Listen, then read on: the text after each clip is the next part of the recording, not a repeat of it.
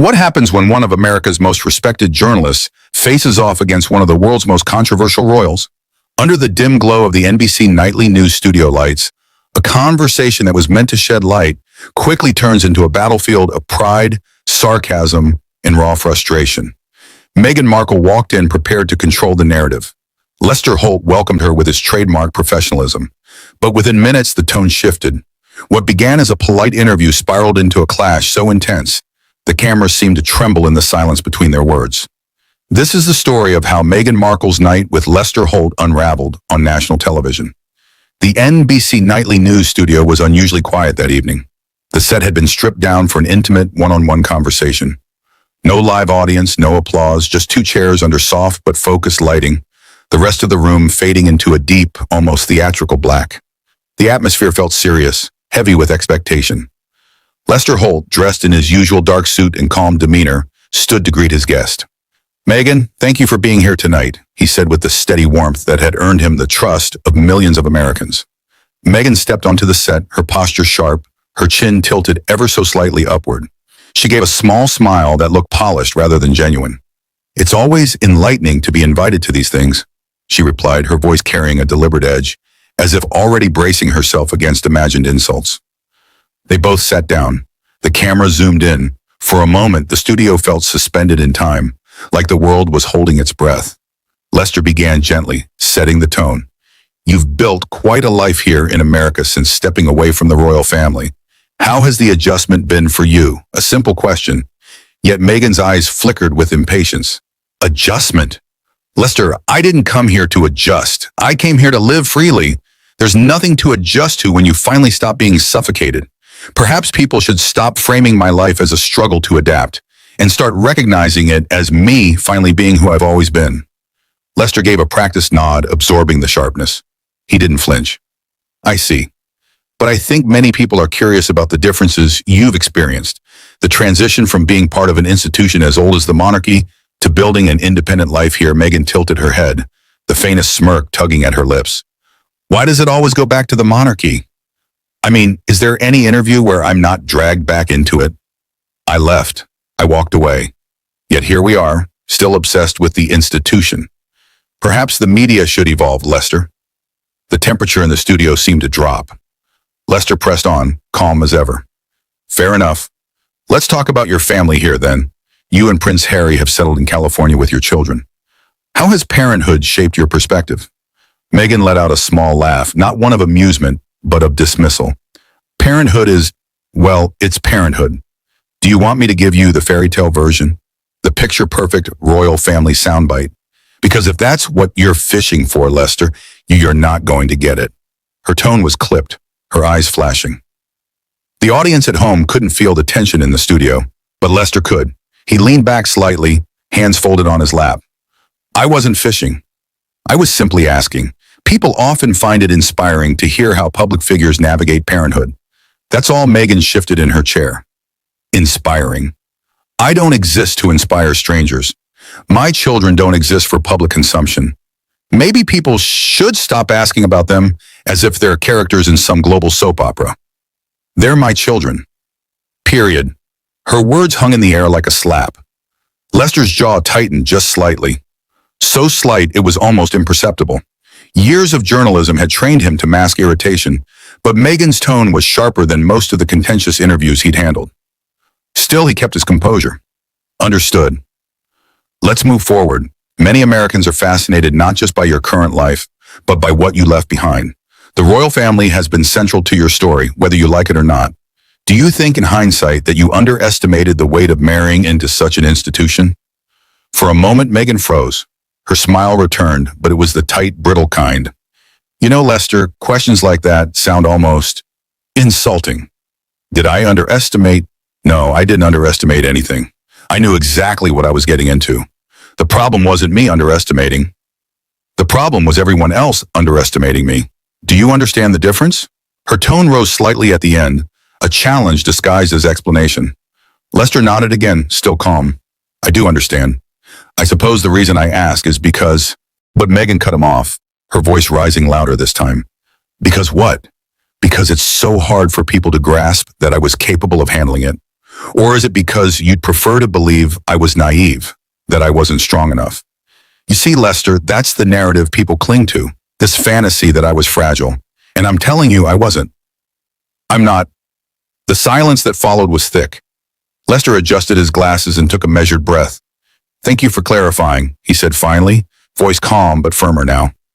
Already the balance of the room was shifting. The respectful conversation that Lester had envisioned was slipping into something else, something sharper, more combative, and Meghan seemed eager to lean into it.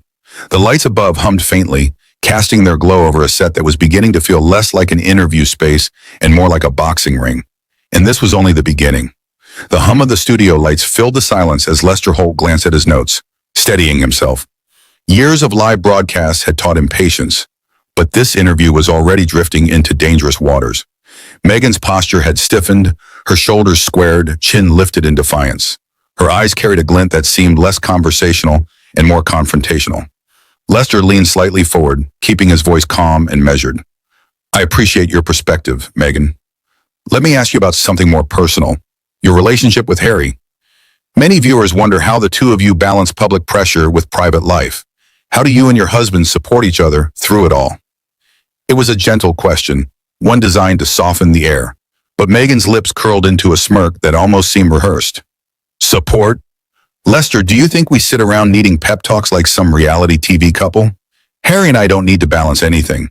We're not amateurs at life.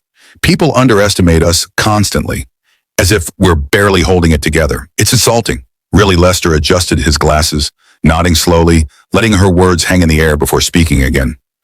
I didn't mean to suggest anything of the sort. I suppose I was asking in the sense of, well, many couples find strength in sharing their challenges, and viewers at home might relate to that. Meghan leaned back, crossing her arms. Her tone sharpened.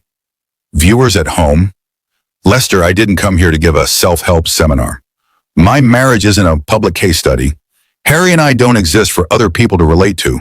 We live our lives, and if people can't understand that, that's their issue, not mine. The atmosphere in the studio thickened. The black backdrop seemed to close in, amplifying every word, every pause. Lester glanced down at his notes again, but this time his movements were slower, heavier. He was aware now that every question risked being turned into a sparring match. Still, he pressed on with professionalism. Let's talk about the broader picture then. You've spoken openly about your feelings toward the monarchy. Many people are curious. When you look back, what do you think about the institution you left behind? Meghan's eyes narrowed. Her voice carried an icy edge. The monarchy. Always back to the monarchy. You know what I think, Lester? I think it's outdated, antiquated, a gilded cage for everyone inside it. And the funny thing, people worship it as though it's sacred, as though it represents something divine. But really, it's theater, a grand performance that eats people alive. Lester stayed quiet, his face calm, but his fingers tapped ever so slightly against his notepad. He had handled presidents, dictators, and CEOs who tried to intimidate him. Yet Meghan's dismissive tone carried a different weight, less political, more personal. Some would argue, he replied carefully, that while flawed, the monarchy holds cultural and historical significance. Do you feel any sense of responsibility for how your departure was perceived? Meghan let out a sharp laugh, the kind that dripped with condescension. Responsibility? Lester, I'm not responsible for people's fantasies. If the world wants to cling to a crumbling institution, that's their business. My only responsibility is to myself and my family. If that makes me the villain in their story, so be it. Lester tilted his head slightly, his eyes narrowing just a fraction. The tension between them was undeniable now. His professionalism kept his tone even, but his patience was thinning. I understand your frustration, but do you ever think that the way you communicate your experiences comes across as dismissive to those who've admired you? Meghan straightened, her gaze hardening. Dismissive? Or perhaps people simply don't like hearing the truth. I'm not here to be palatable, Lester. I'm not here to make everyone comfortable. If honesty makes people uncomfortable, maybe they should reflect on why. For a moment, silence filled the studio, the kind of silence that wasn't just empty air, but thick with electricity. Lester exhaled slowly through his nose, nodding as though absorbing the blow. He decided to pivot again. Let me ask you this. Your late mother-in-law, Princess Diana, remains a deeply beloved figure worldwide. Many people draw parallels between her experiences and yours. Do you feel a connection to her legacy? The question landed like a stone in the water. Meghan's jaw tightened. She leaned forward slightly, her eyes flashing. Diana's legacy doesn't need to be dragged into every conversation about me. It's disrespectful to keep using her name like a prop. I am not Diana. I never claimed to be. And frankly, the comparisons are lazy. She deserves better than that. Lester blinked, taking in her words. His voice remained steady, but there was an edge now. I didn't mean to imply you were her replacement. I was asking whether you feel a connection, given how she too dealt with intense media scrutiny. Meghan's tone grew colder still. Connection? Lester, do you want me to sit here and cry for the cameras just so you can splice together a narrative? That's not going to happen. I don't need to exploit someone else's tragedy to validate my own story. The words hit hard. Lester's lips pressed into a thin line. He leaned back, his hands folded neatly on his lap, his calm demeanor holding, but only just. The interview had begun like a professional conversation. Now it felt like a duel. Meghan's sharp retorts weren't just defensive, they were designed to sting. And though Lester's patience was legendary, the cracks in his composure were beginning to show. The studio lights hummed louder, or perhaps it only felt that way. The black backdrop behind them seemed to swallow the room, turning the interview into a spotlighted battlefield. This wasn't just journalism anymore. It was confrontation. And everyone watching at home could feel it. The air in the studio felt denser now, as though the black backdrop itself was leaning in to witness what was unfolding. Lester Holt shifted slightly in his chair, keeping his posture tall and his expression measured. His voice remained calm, but his questions carried sharper edges now, designed to cut through Meghan's walls of arrogance. Meghan, Lester began, many people admired the courage it took to step away from the royal family. But they also noticed that you and Harry continue to live a very public life. Netflix deals, interviews, memoirs. Some say it looks less like an escape from the spotlight and more like a rebranding within it. How do you respond to that? Meghan's lips pressed into a smile that didn't touch her eyes. Her response came quickly, dripping with disdain. Rebranding. That's such a tabloid word, Lester. I'm not a product on a shelf. I don't owe anyone silence just because I walked away from an outdated institution. If people can't handle the fact that I chose to tell my story on my terms, that's their problem, not mine. Lester nodded once, slowly, but pressed further. But when you make your story public, doesn't it become open to scrutiny? To accountability? Her eyes narrowed. Accountability. Interesting word. It always seems to mean holding me accountable, never the people or the system that harmed me. Isn't that convenient? There was a sting in her words, but Lester kept his composure. His voice, though, carried more weight now. Accountability works in both directions. When serious accusations are made against an institution, it's fair to ask questions about the person making them too. Don't you think that's part of honest conversation? Meghan leaned forward, her chin lifted defiantly. Honest conversation? Lester, this isn't honesty, it's interrogation.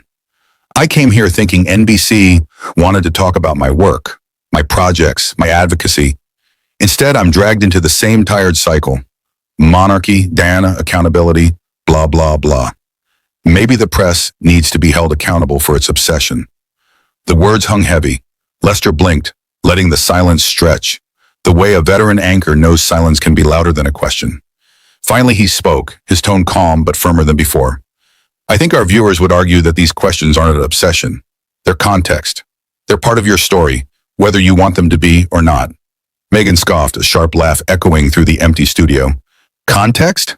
Or maybe it's just laziness. It's easier to recycle the same narratives than actually talk about who I am now. But perhaps that's too much to ask, isn't it, Lester? For the first time, a flicker of irritation passed over Lester's face. It was subtle, just the tightening of his jaw, the slight narrowing of his eyes. But it was there. He straightened in his chair, his voice even lower now. I've interviewed world leaders, activists, survivors of tragedies. They didn't dismiss questions as laziness. They engaged. They shared. They recognized the value of dialogue. That's what this platform is for. Meghan's tone sharpened even more. Oh, so now I'm being compared to them? You expect me to perform gratitude for the chance to sit here? I don't need this platform, Lester. I'm not desperate for NBC's validation. The tension was now suffocating. The hum of the lights seemed louder, the shadows on the black backdrop deeper. Meghan's every word came out clipped, defensive, coated in arrogance. Lester's restraint was visibly thinning, though his professionalism still kept him tethered. He chose his next question carefully, his voice quieter but with an unmistakable gravity. Let me ask you about your husband then. Many people admire Prince Harry's willingness to leave the institution with you, but there are those who say he sacrificed more than you did. His family, his role, his country. How do you see his journey? Meghan's eyes flashed, her back stiffening.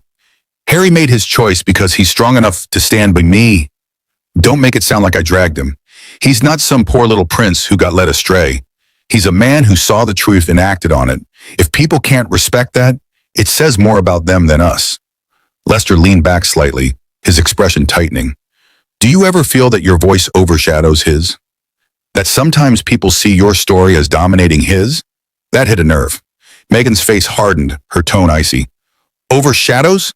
Maybe people just aren't used to a woman being the center of the narrative instead of the silent accessory. Maybe the real issue is that people can't stomach the idea of a woman leading her own story. Her words rang out like a challenge, filling the empty studio with tension so thick it was almost visible. Lester inhaled deeply, his patience nearly spent. He spoke slowly, deliberately. I don't think anyone questions your right to your own story. What people struggle with is the contradiction, rejecting the monarchy while profiting from its legacy, demanding privacy while signing deals that put your private life on display. These contradictions matter. Meghan shot back instantly, her voice rising. Contradictions? Or maybe complexity. But of course, nuance doesn't sell, does it, Lester? You'd rather box me into the villain role because it makes for good television. For the first time, Lester's calm veneer cracked. His brows furrowed, his lips pressed into a firm line. He didn't interrupt, but the silence afterward was colder than any words. The studio felt like it was on the edge of explosion. Meghan sat rigid, her expression one of defiance.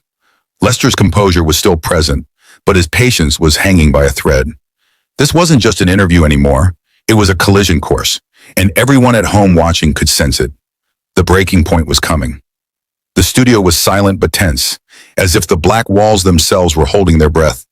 Lester Holt sat upright, the seasoned calm of a veteran journalist still in place, but beneath the surface, cracks had formed. Across from him, Meghan Markle leaned back on the white sofa, her posture commanding, her chin raised in a defiant angle that spoke louder than any words. Lester cleared his throat softly, trying one last time to restore balance. His voice was steady, professional. Meghan, I want to be very clear. This isn't an ambush. These questions come from a place of accountability, something you have often spoken about yourself. So let me ask directly, do you believe the choices you and Harry have made have brought you closer to the kind of peace you've often said you wanted? Meghan's laugh cut through the studio like broken glass. It was short, sharp, dismissive. Peace, she echoed. I don't think peace is something the media even understands. And frankly, Lester, I'm not here to satisfy the curiosity of people who've made a career out of dissecting me. Peace is mine, whether anyone else chooses to recognize it or not. Her words were laced with superiority, each syllable like a slap. Lester nodded slowly, his jaw tight. He glanced down at his notes, then back up, his tone firmer now. Yet, here you are, on another program, in another interview. Some might say if peace was truly yours, you wouldn't feel the need to constantly return to the spotlight. For the first time, Meghan's mask slipped, her lips pressed into a hard line, her eyes narrowed. And some might say you're proving exactly why people like me need to speak. Because otherwise, all we hear are the same recycled headlines from people like you. The remark struck like a spark on dry kindling. Lester exhaled slowly, set his cards aside, and leaned forward. His voice dropped, low but edged with steel. Enough, Meghan. I've tried to give you space. I've tried to keep this respectful. But the arrogance, the dismissiveness, the way you've spoken tonight, this isn't just difficult, it's insulting. Not to me, but to the viewers who expected honesty instead of hostility. The words landed heavy. Meghan blinked, clearly not expecting Lester to break form. For a heartbeat, silence stretched. Then she spoke, her voice sharp. Insulting? Lester, what's insulting is being dragged through the mud year after year and then being told I should sit here and smile politely while you question my every word. I don't need this, Lester's voice rose, not in volume but in authority, cutting through the room with a kind of gravity that left no space for argument. No, Meghan. What you don't need is to treat every legitimate question as an attack.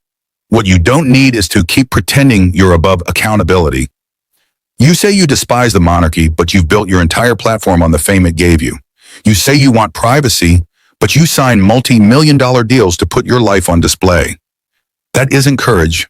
That isn't authenticity. That's hypocrisy. Meghan froze, her face pale under the studio lights.